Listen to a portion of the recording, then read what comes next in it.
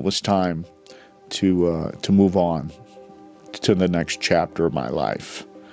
And that would be, opening my own school. I was a hibachi chef as I taught karate right next door. So I worked 7 days a week, cooking and teaching. And then from there, I had 40 students. So I moved to another location and I taught karate for 8 years until I had enough money. And then I came here into the Valley. So, I signed a 30-year lease because this is where I was going to be. I knew this was going to be where I was going to finish my training, perhaps pass it to my son if he wanted it. So I says, this is where I'm going to build my dojo. So when I started, there was nothing here, absolutely nothing. And I remember my old days of training. We were on hard concrete floor.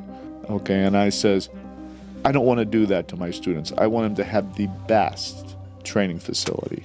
So I have radiant heat, so I put that in place.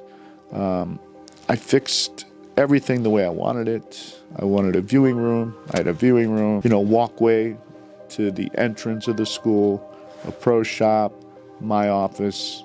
So from the standpoint of, starting to complete the school, so every time, every year I always make improvements.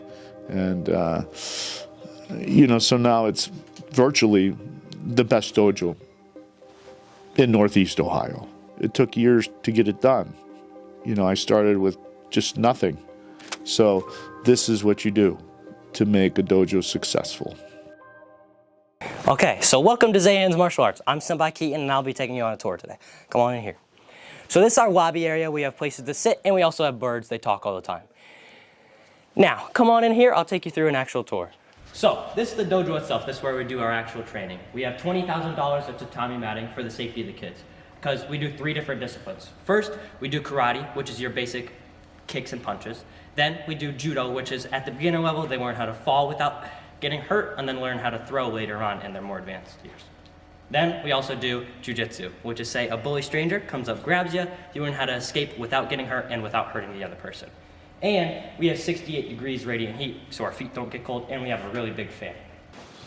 Now this is the viewing area, okay? We have a little place for any little ones, siblings, cousins, stuff like that. Then we have a seating area for any adults. And the most important part about this room is we have a surround system. So we can hear what's going on out there, but they can't really hear what's going on in here. And the most important part of karate is not only just the self-defense, it's the life skills that they get out of it. So we have 30+ life skill badges. I'll show you one right here. It's a manners badge, okay? So this is just to reinforce that behavior outside of karate, in school, at home, stuff like that. And if they do really good, like with manners, if they're struggling with manners, they do really good in class, we give them a manners badge just to reinforce. And then last stop, this big red thing is called a tori. So a tori is like the front door to our dojo. So we always go through the mats, through the tori, put our feet together, second to our side, and then we go off through the mats, through the big old tori. We practice 3 styles of martial arts. So in the dojo, we have a rotating curriculum. We do each art once a month, and then we test every 4 months. We train in karate, judo, and jiu-jitsu. Judo was actually an off-brink of jiu-jitsu. Judo implements falling, throwing, things like that.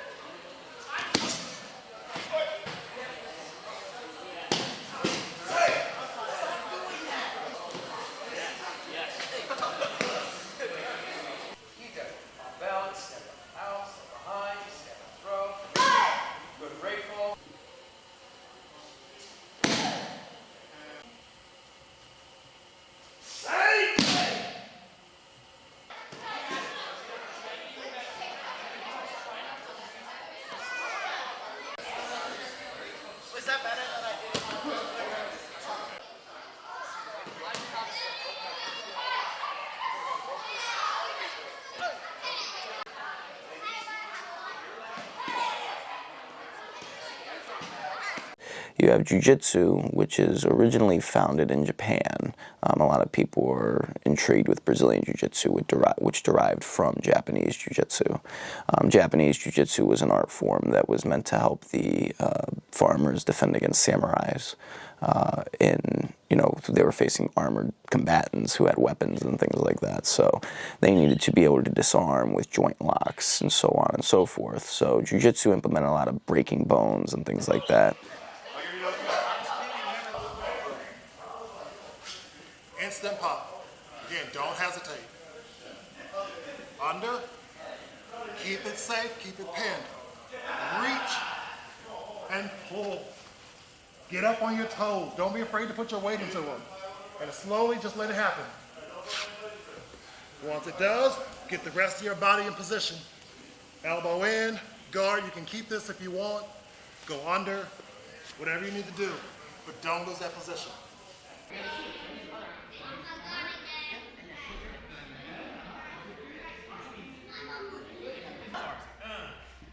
Good, and then what do you say? Come on, come on. Come on, you got 10 seconds. Don't forget about your gi. Come on. Go.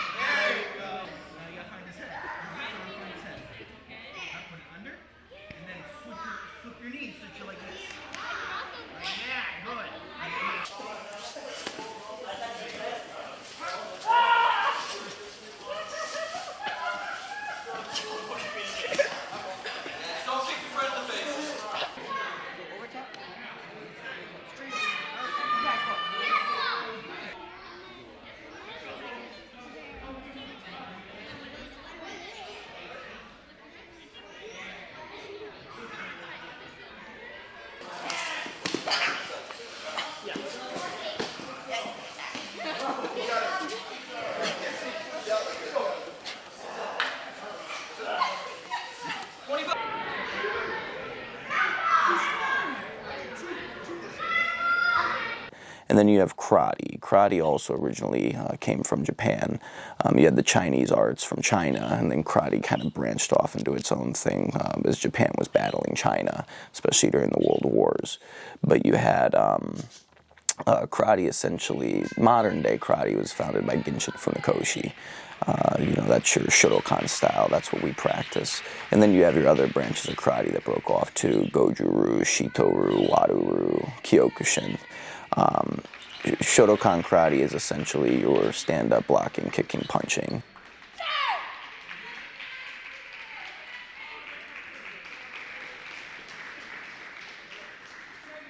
With the kick, it's into the triangle. Keep this up.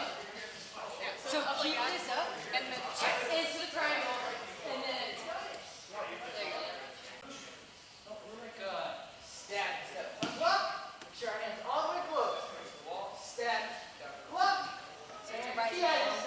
Step.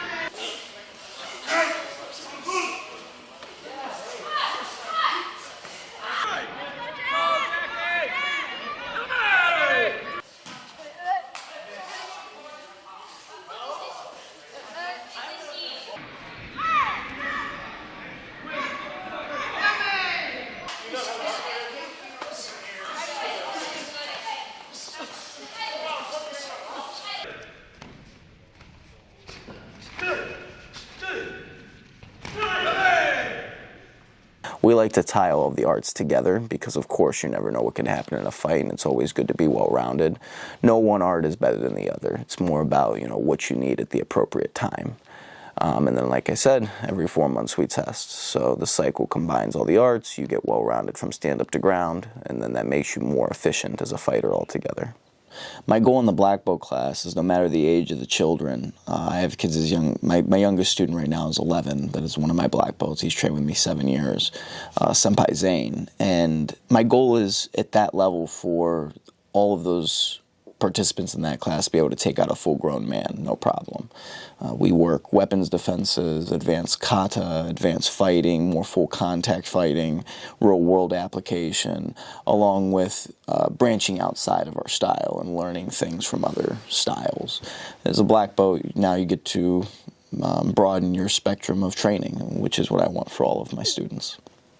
Okay, he goes in on the top. You've got to make sure you block this directly up. Okay, this has to be a 90-degree block. You got to guard yourself. From there, you need to wrap. Okay, this needs to wrap up. All right. From there, then you do your takedown wherever you want to do. Yeah. I'm out. Brandon. You got a shrimp. There you go. Half guard. That's just one leg, Matt. Just that one leg that you have. Yep. Keep him in half guard.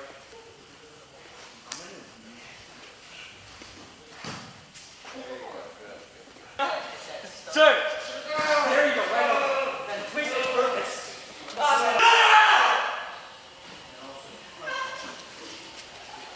Get on the ground!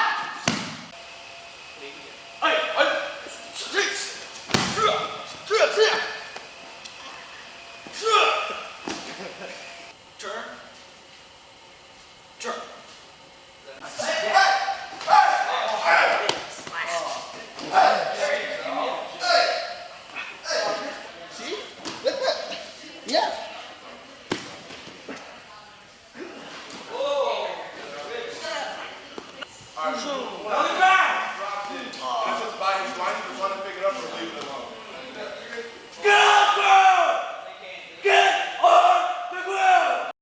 The entire reason that I'm alive is because of my students. Even when I was younger, before I had lost the Navy and everything, the kids were the one thing that was always there for me, aside just my karate itself. But children are the true embodiment of that innocence. Pure, genuine love, pure, genuine care, pure, genuine innocence. And I believe that martial arts is a way to protect that innocence. The world is going to screw you up enough. Life is suffering. Everything says this. And children need, one, to be children and live their lives happily, but also they need the protection to be able to protect that innocence. Real recognizes real. The children and teaching them and giving them that method of protecting their innocence is the most fulfilling thing I've ever been able to give in my life. And as I've said, you do good without expecting good in return. Karate was a permanent solution, in my experience. What I mean by that is I've had kids that have been through some of the worst things, some of the most harrowing things. Sold for sex, drugs by their own parents, been through the foster system, 8, 9 homes, things that I've never had to endure. So no matter the problems that I go through, they're always the inspiration to me. You don't inspire people by being motivated every day. You inspire people by getting up on the days you don't want to get up. And I noticed for those kids that have been through all those problems and traumas that karate gave them something permanent. Karate teaches the embodiment of, the confidence, the discipline, the respect, the focus, that's going to make them a good part of society. And it seals those life skills in them.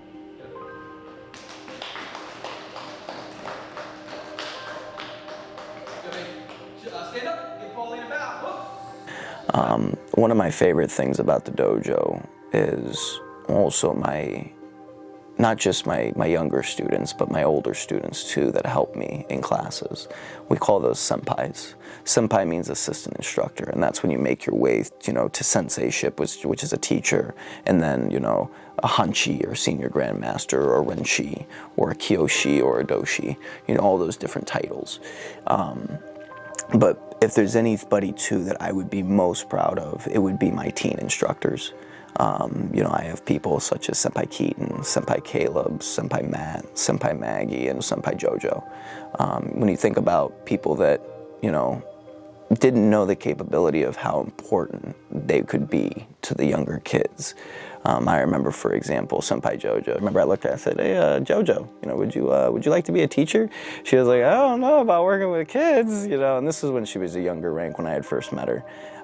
But sure enough, she took me up on the offer one day and amazed us more than anybody, especially me. She became one of the best senpais that I've ever had.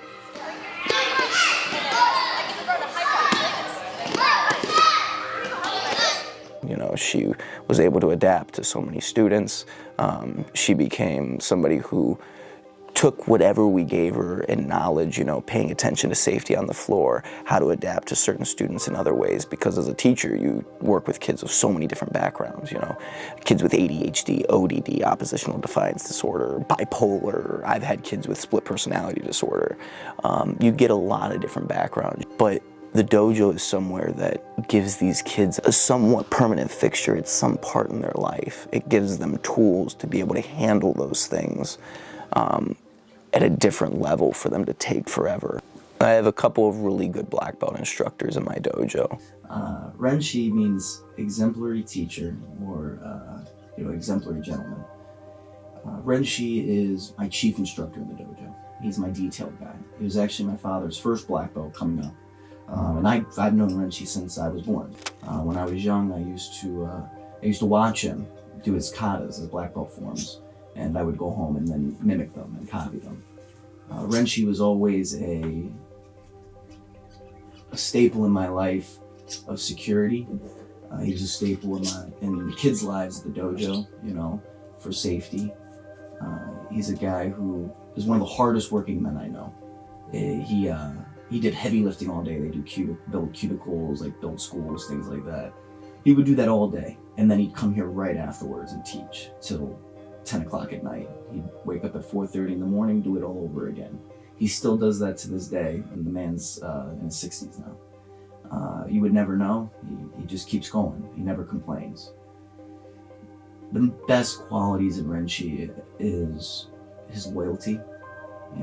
Very few people in this world nowadays have true integrity and true loyalty to what they believe in and the people in their lives.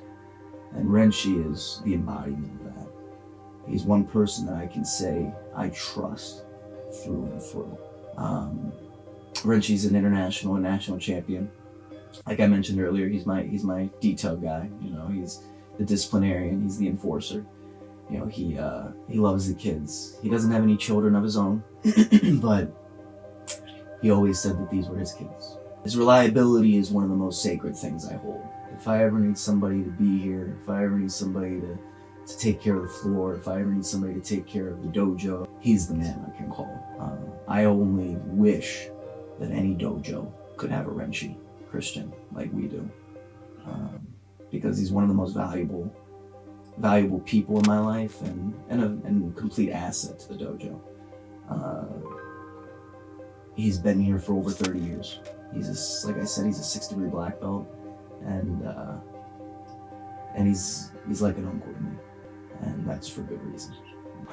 One of my students, and probably one of my finest teen instructors, is Sempai Keaton. He is a prime example of what martial arts can do for you. Keaton was the most introverted, quiet kid you'd ever know when you first met him. As the years went on, you saw him blossom. You saw him open up. Now he runs entire classes by himself.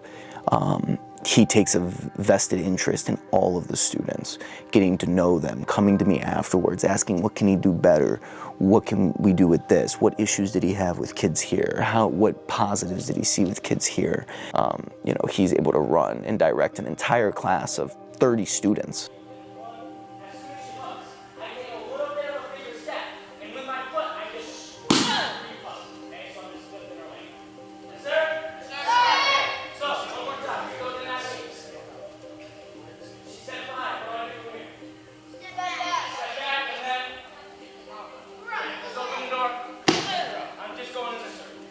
he's a person that, one, they look up to.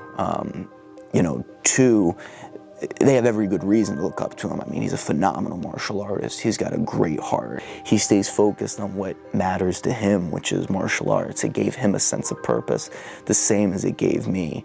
And not only that, it opened him up and made him who he is. To know that he feels comfortable enough to be who he is, along with all of my other teachers and all of my students. I think that's why they feel safe to open up here. I think that's why they feel safe to be themselves.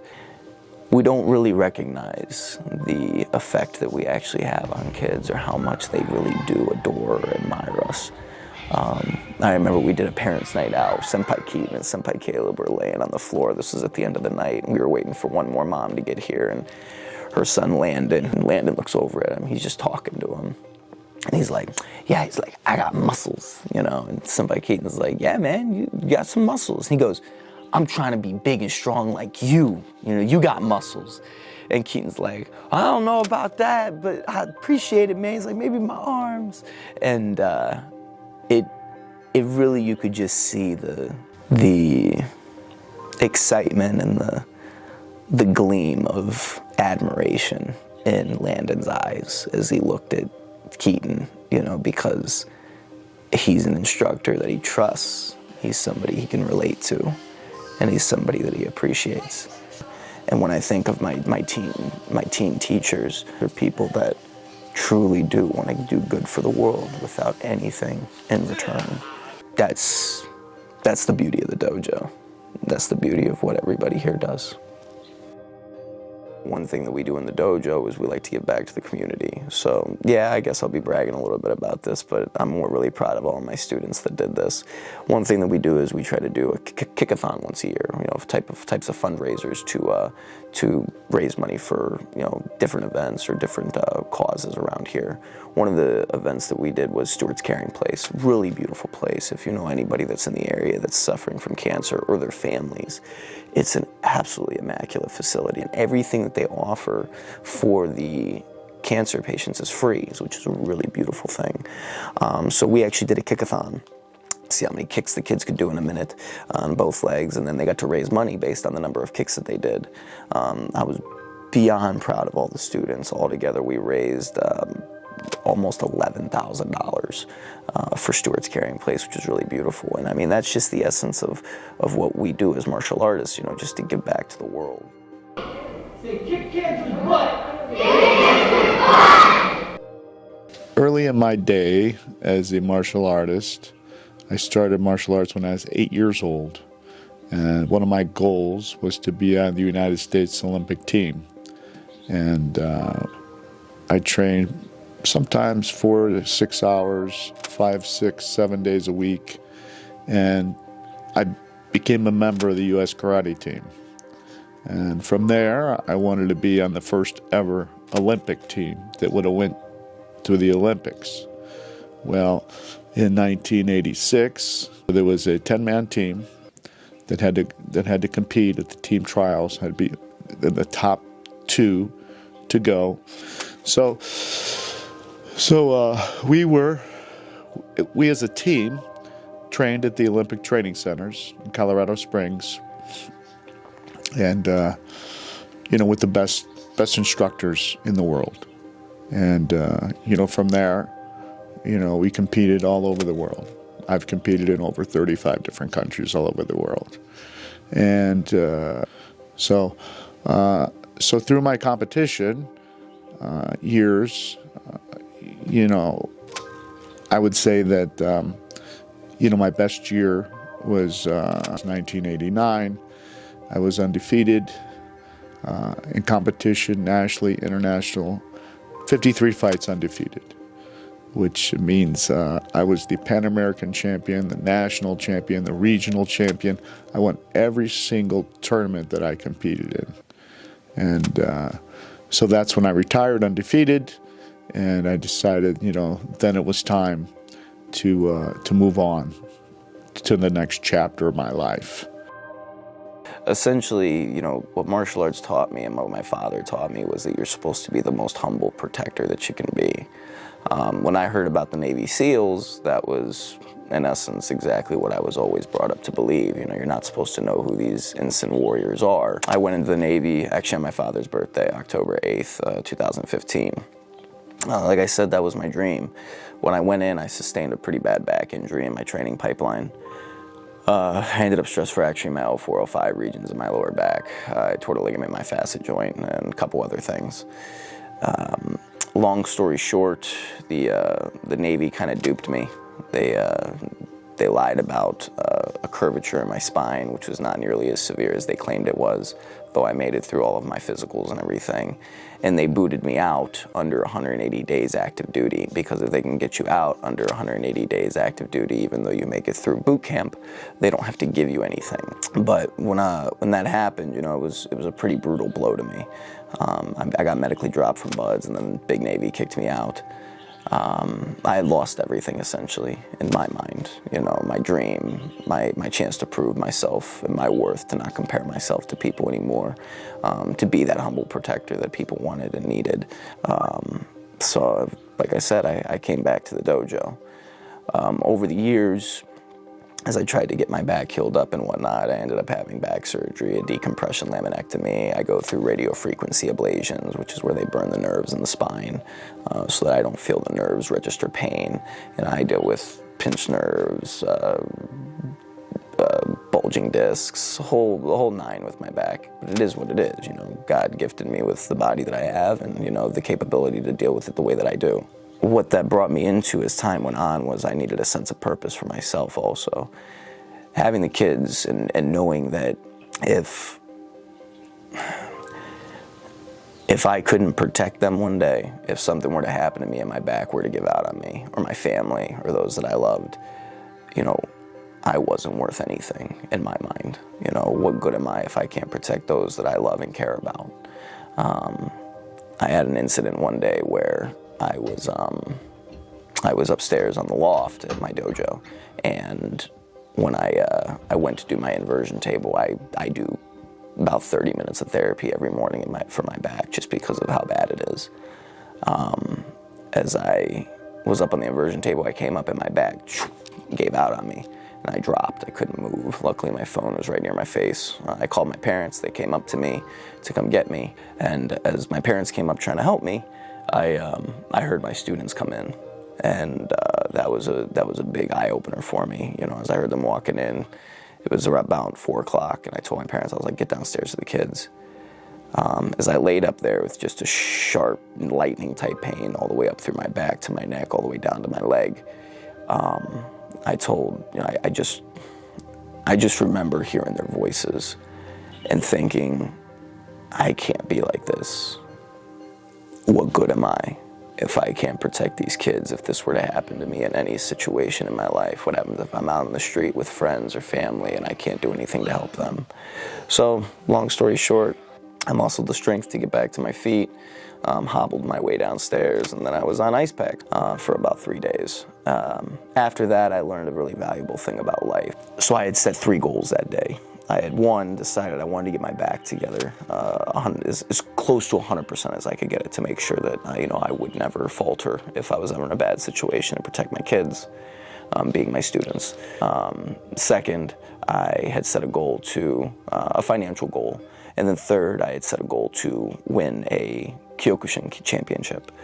So when I lost the Navy, like I said, I had lost a lot of sense of purpose. So Kyokushin is a bare-knuckle, full-contact karate. You try to win by knockout. Usually when you go into a Kyokushin competition, I've trained Shotokan for 20-some years. I hadn't trained Kyokushin very long, maybe months. But when you go into that style of fighting, usually you're not allowed to go into full knockdown right away. Full knockdown meaning bare-knuckle. I was able, through the blessing of Shion Monaco, the head of the IFK, the International Federation for Karate and Kyokushin, I was able to have the blessing to go knock down my first competition. Fun story is I was prepping for that competition 1 week before. I was actually doing my normal weightlifting routine and training regimen. My back actually gave out on me the week before the competition. Made me think, all right, what am I gonna do? I had two options. I could give in and quit, or I could keep fighting and continue. So I pushed through the workout, didn't tell anybody, stayed on my back for a couple of days, and a week later I went into my first Kyokushin tournament.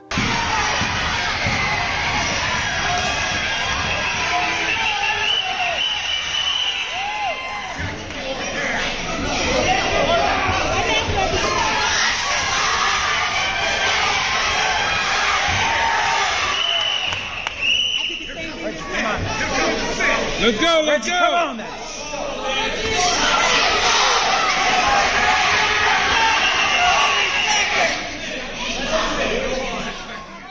Another unheard of thing in a Kyokushin world, or in karate in general, is to be a double champion. A double champion is someone who wins kata, or forms, and then someone who also wins fighting, or kumite.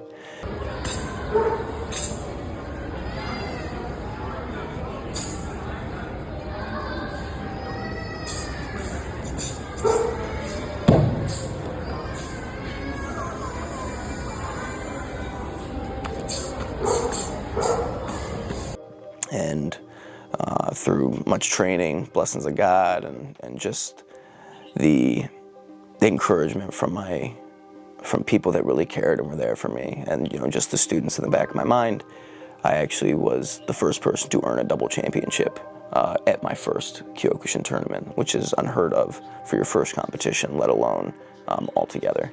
So it gave me a sense of being again. When you go about life, you have to know that you're never going to be 100% for anything, and that's life, and that's the same with fighting. But you go into it, no matter what, with 110% mentality that can never be broken.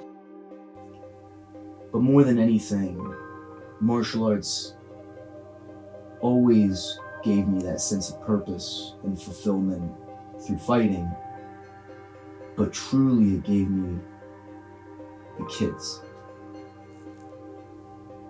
It gave me a why.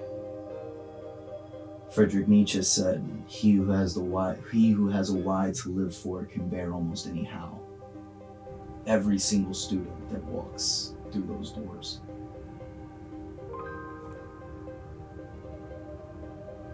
To have a why that's so pure and so innocent, and to give those children the